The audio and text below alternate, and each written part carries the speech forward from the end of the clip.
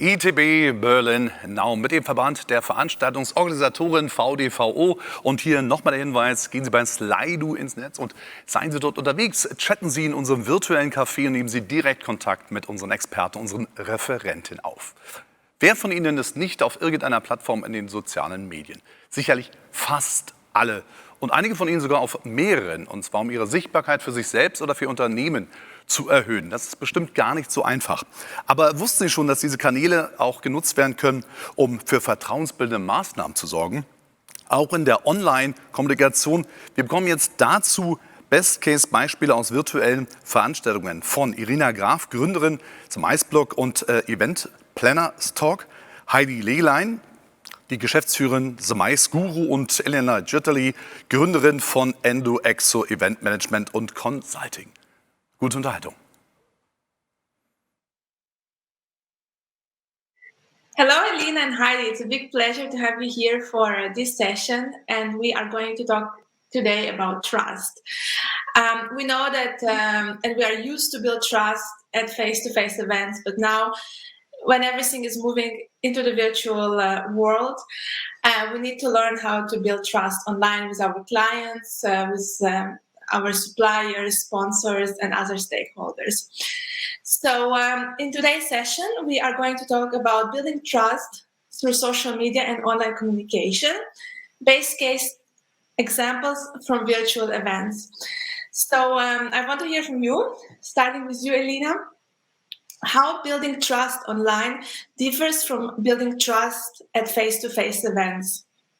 Well, hi, Irina. Hi, Heidi. Good to be here.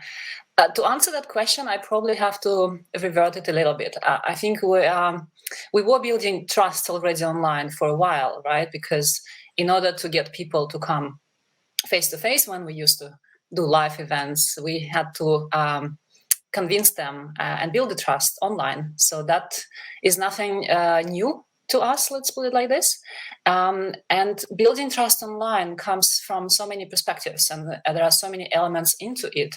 It's your presence, it's your communication style, it's the frequency of your communication, and the message that you pass along. Heidi, do you have anything to add? Yes, actually, if you go back to the basics, when we meet someone face to face, you have that instant feeling. It's an energy or a vibe. You instantly decide whether you trust this person or not, right? So that's based on their body language, their facial expression, and so on. So if you don't have that communication face to face online, you will need to rely on other things. But me, I'm quite a big fan of the video interactions, and I also see that through all of the trust building and communications that we do online, the ones where you have yourself in it or a person in it that creates that human connection are more successful than the ones that don't have the person. Excellent. And how do you build trust in this online environment? So is it, Elina, you mentioned already content and what you post online. So would it be thought leadership? Is it sponsorship, your association with certain sponsors, or strategic partnerships, for example? Or if you create your online community and micro tribe, what is your approach to building trust online, Elina? For me, primarily, the first thing I would mention is removing barriers to engage with you. The moment someone has difficulties, either this is via registration form or any other tools or methods that you use to engage with participants, the moment there is a stopper, you kind of lose that moment of trust that people already give you by giving the time. So for me, it's respect of the time to make it the journey of your customer, your participant, or whoever it is, sponsor, is as smooth as possible. That's one of the most important components, and that's how I try to utilize in all the events that I use, is to make this connection as quick as possible. And then comes the next step. Okay, you already have the connection, like Heidi said, you meet online, you like each other, and then you have to continue the collaboration, and then the actually listening to each other and trying to build these partnerships, like Irina, you mentioned. Okay, trying to understand what that person wants at that stage and later on, and trying to deliver. And when you deliver, actually, to be next to that customer, participant, sponsor, speaker as they need you. So for me, that's trust is about collaboration, and not only one-sided collaboration in a way. True. Yeah. And Heidi, what do you think? I definitely agree with what Elina said, but I like that you mentioned the micro tribes, because for me it's also been very much about building more of a personal connection with people in the last couple of months. So people trust your brand when they trust you as a person. Again, I'm going back to that human factor, but I believe it's become so much more important lately in this pandemic situation. So community building has become a thing that every company should be thinking about. And in your community, you should be supporting each other. You should be helping people, not only as Elina is talking about on platforms or with issues related to an event, but also on a more personal level, on whatever everybody is going through, whatever everybody is trying to design, the events they are trying to launch, the projects they are doing, the highs and lows, like whatever they are feeling, you are there as a support community for those people. And this builds your trust with your community. And that is how people will be more eager to collaborate with you and more eager to attend your events as well and give their support and feedback.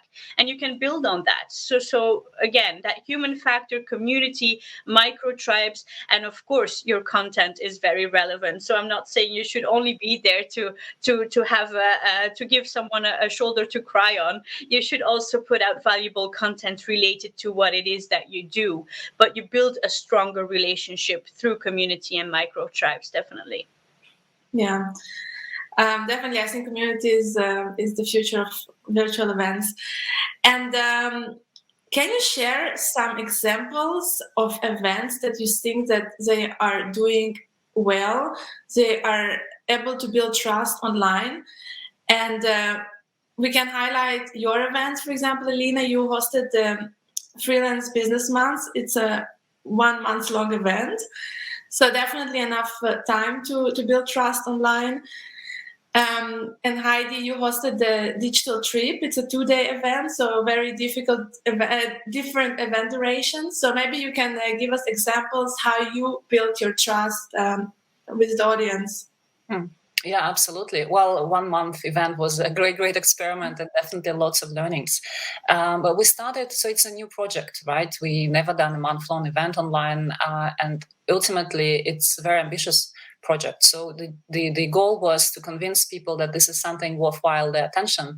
And we started with actually thinking, okay, what is required, what is needed, what are the interests of people or participants, freelancers in our case, that we will promise we will deliver, and then we will deliver. So I think that was the first step. And we started with engaging them personally by interviewing, so really showing the interest in what they do and showcasing that actually this is the place for them to be and get the answers to the questions, and then involving them as a speakers, as a partner sometimes. So kind of building this relationship based on trust, right? We promise something, you engage with us, and you get the results. And later on, actually throughout the event, we were evaluating the moods, let's put it like this, after each sessions, then during at the middle of the month, and then at the end of the month as well, we were asking specific questions to see if we still deliver, if trust is there, whether they would recommend it, whether they would come again. And at the end of the day, we realized that it was so necessary, this project, that we actually will continue doing that and even more of those projects in the future. So I think that's a very, a good indication of trust being given to us. Excellent. And Heidi, how about you? Well, Elina, first of all, that was an amazing project. Well done. For the digital trip, I mean, it was a very long campaign leading up to the actual live event. That's one thing that's very important. So we kind of started to build the story from about 8 weeks prior, which is quite long compared to what most events have been doing now recently. And in that communication, our main goal was first to show the benefits to our audience or for them. Obviously, it's always about communicating your value proposition, but to have more emphasis on the fact that it's something nice for them. It is nice to participate because you will have this networking element. It is nice to participate because you will learn something new about a destination. You will be immersed. You will have a good time. You will experience something new together. It was very important for us to bring that message out, and building trust, again, starting with your core community and have people talk about it. So we had people like you, of course, in the community, spreading the word and talking about what it is that we are doing and that we are trying something different, that we are pushing boundaries. It's talking to many people in the industry and doing interviews, etc., to bring that message out and to show yourself over and over again and remind people that you are working on this event and that it will be something truly special for them to attend. So I think it's important to have this consistency and be out there over a longer period of time to build the trust towards the actual event days. And then it obviously doesn't stop there. You have to engage your people during your event, but also after that. Continue building that community, continue working with the same people, continue spreading the word and making the event seen afterwards, and invite those people to connect with you and build on what you are working towards as your next project, perhaps. So it goes on, but it's all about the connectivity and the message that you put out there. Also, again, a personal message. Especially in this pandemic, it has been so important, and Elina mentioned it as well. You're helping people. People feel that their event will contribute to their current situation. That's what's important to communicate. Yeah. If I may add to that, Irina, sorry. Yeah, I think Heidi's case is fantastic because it illustrates exactly this basic principle of good marketing. First, you have to grab attention, and that's what Heidi did with this amazing digital trip. But once you have attention, you need to make sure that those people who gave you attention smoothly transition into engagement component, which is your attendees, and that's what was happening. And then you build upon that trust and deliver what you promised when you just passed the first message of grabbing attention. So that was ideal. Yeah, yeah. Engagement leads then to conversion. So this is very important. And of course, it's very important, as you both mentioned, to have this continuity and that you are not suddenly appearing and you are there, but you are doing this event and you want to continue this conversation. Okay, and coming to a close, I want you to share 3 social media platforms or mediums that you use and that are most effective to build trust with your audience. Elina, start with you. Right. Well, my main platform, personally and professionally, LinkedIn. So I'm on LinkedIn. All other platforms are more like my daily life. But for project itself, since we had very ambitious goal, the decision was made to use all the platforms that are out there: Twitter, Instagram, LinkedIn, just because we felt, and I totally understand the principle that you have to develop specific messages for each of the platforms, but for that particular case, also as a test, we thought, okay, we're just going to do all the same on all the platforms, considering that people checking this platform a different period of time and the message can come up at one or another. So we actually did that quite frequently and regularly throughout all the planning stage. So now we're focusing on LinkedIn mostly. I agree. LinkedIn is a great tool. I mean, you can instantly connect with people, and also you are immediately in a type of business environment. But to me, the most important one is Instagram. I've used Instagram most. I have several accounts on Instagram. Well, we have an official account for the company and then my own. And I try to build trust a lot through Instagram, building community there. And I post very regularly and try to have a balance between all types types of content, both personal and business and sales and not sales.